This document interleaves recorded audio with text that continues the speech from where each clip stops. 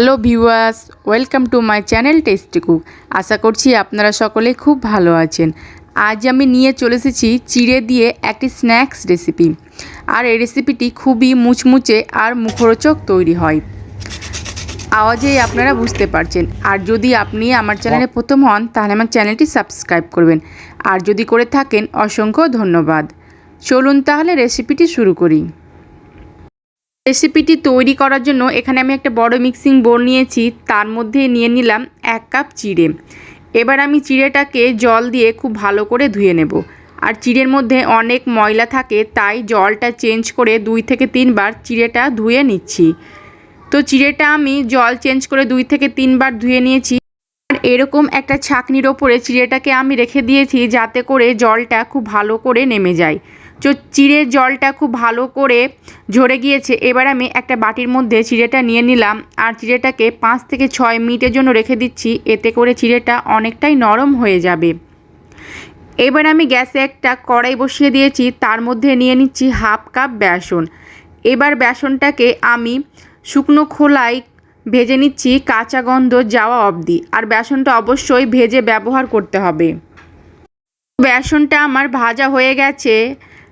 এবার আমি গ্যাসের ফ্লেমটা বন্ধ করে দিলাম। আর এদিকে একটা পাত্রে আমি তেল বসিয়ে দিয়েছি। এখানে আমি 1 টেবিল স্পুন তেল নিয়েছি। আমি এর মধ্যে দিয়ে দিচ্ছি 1/2 চামচ জিরে আর একটা শুকনো লঙ্কা। এবার জিরে আর শুকনো লঙ্কাটাকে তেলের মধ্যে ভেজে নিলাম। এই জিরে আর শুকনো লঙ্কার ফোড়নটা আমি দিয়ে দিলাম চিড়ের ওপরে। এবার দিয়ে দিচ্ছি স্বাদ মতো লবণ, সামান্য পরিমাণ হলুদ গুঁড়ো, আর দিয়ে দিলাম শুকনো লঙ্কা গুঁড়ো। আর ঝালের পরিমাণটা আপনারা আপনাদের স্বাদ বুঝে ব্যবহার করবেন। এবার আমি শুকনো লঙ্কাগুলোকে এইভাবে হাত দিয়ে ভেঙে দিচ্ছি। চিড়েটাকে এইভাবে হাত দিয়ে চেপে চেপে মেখে নেব।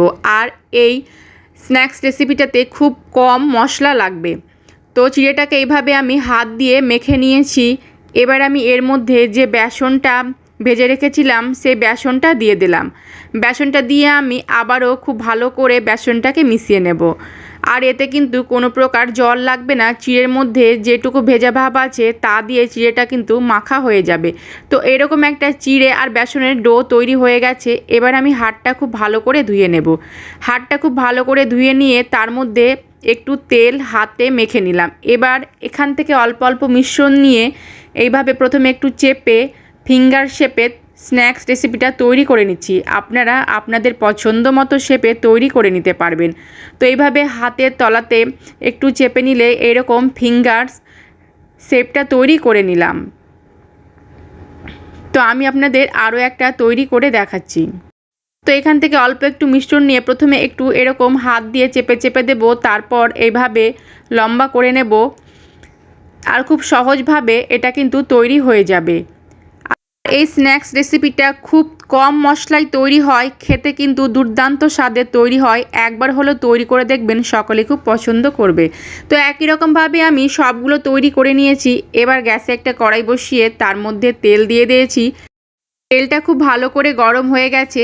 এবার আমি যে স্ন্যাক্সগুলো তৈরি করে রেখেছিলাম সেইগুলো তেলের মধ্যে ছেড়ে দিলাম। আর গ্যাসের ফ্লেমটা মিডিয়ামে করে এই স্ন্যাক্সগুলোকে ভেজে নেব।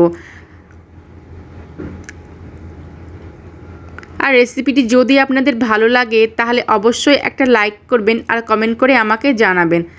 যতটা সম্ভব ততটা শেয়ার করে দেবেন। স্ন্যাক্সগুলো দিয়ে প্রথমে নাড়াচাড়া করতে যাবেন না। প্রথমে নিচের সাইডটা একটু হতে দেবেন, তারপর নাড়াচাড়া করবেন। এতে করে স্ন্যাক্সগুলো আর ভেঙে যাবে না। তো নিচের সাইডটা একটু হয়ে গেছে। এবার আমি এগুলোকে উল্টে নিচ্ছি আর গোল্ডেন ব্রাউন করে 2 সাইড থেকে ভেজে নেব।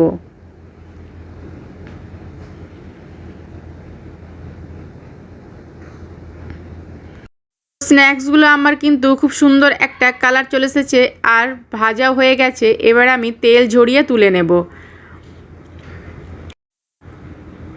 আর একইভাবে আমি যে বাকিগুলো আছে সেগুলোকেও ভেজে নেব। খুব সহজভাবে বিকেলের একটা স্ন্যাক্স রেসিপি তৈরি হয়ে গেল খুবই কম মশলায়। সকলে ভালো থাকবেন, সুস্থ থাকবেন। ধন্যবাদ।